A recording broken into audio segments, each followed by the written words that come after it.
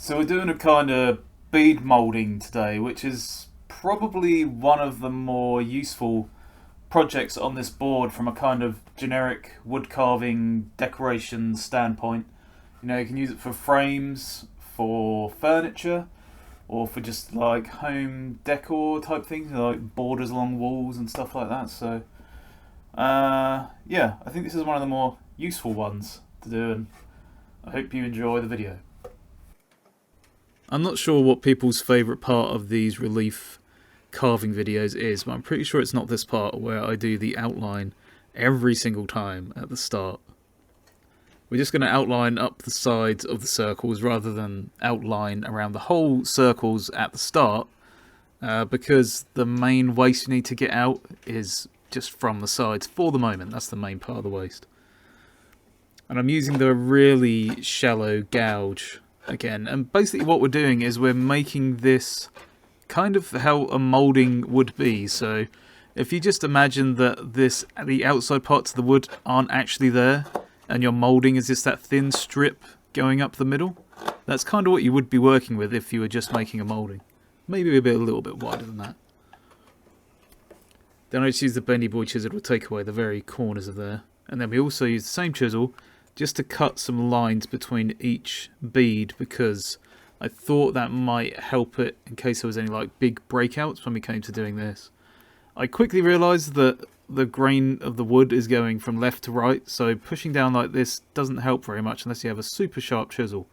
So I'm going to carve kind of up towards the left for that one, up towards the right for that one, and we're kind of doing like a skew cut, so we're going sideways and upwards at the same time. And then it's down to the bottom left for that one, making sure that we're following the grain each time basically, and then down to the bottom right for that one.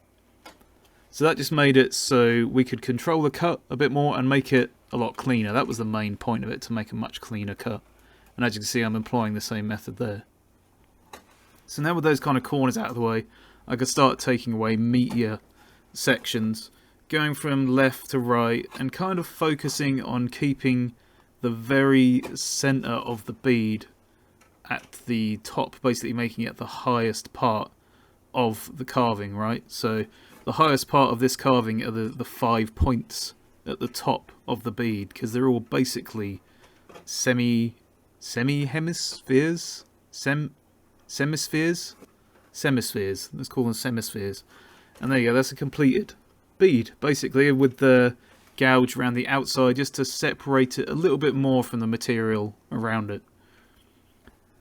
Now I figured I'd show it from a different angle so you could see what I was doing to that side, but basically it's the same on both sides, working the gouge from the middle of the bead going out and down towards the edge. And you could do this with a flat chisel, like I could do this with the bendy boy if I wanted to.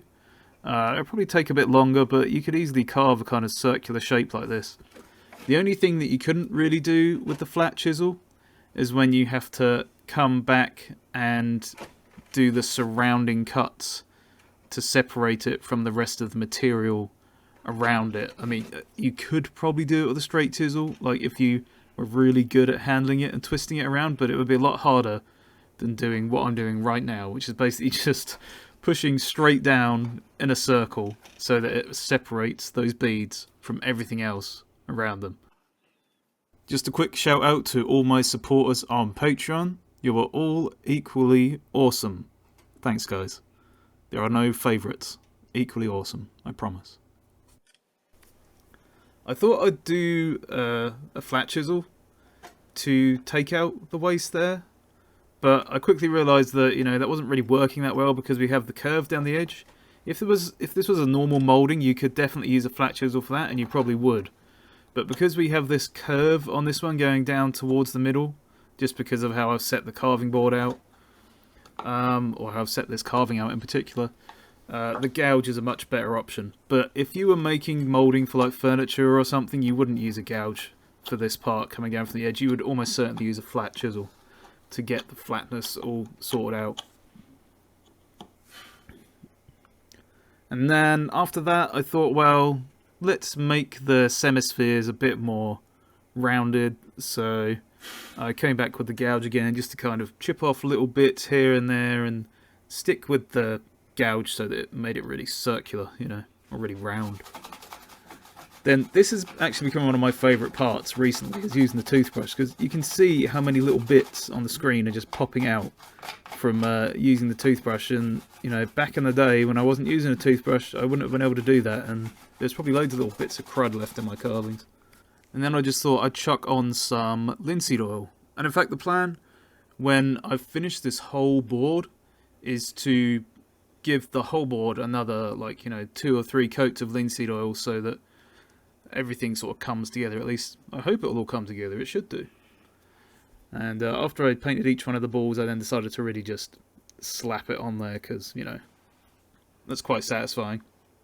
If you enjoyed watching this video, by the way, then make sure to click subscribe, because then you'll see all the ambitious carvings that we have coming up. And of course, it lets YouTube know that I'm subscribe worthy. One of the weirder things about the way I've done this one is the fact that it's just the beads, whereas if you were doing like a moulding, you would have it on a thin strip of wood. So there's kind of a flat area at the bottom of the beads that needs to be taken out usually, whereas this one we've kind of scooped out. But you get the general idea, and we've covered most of the kind of harder aspects of it.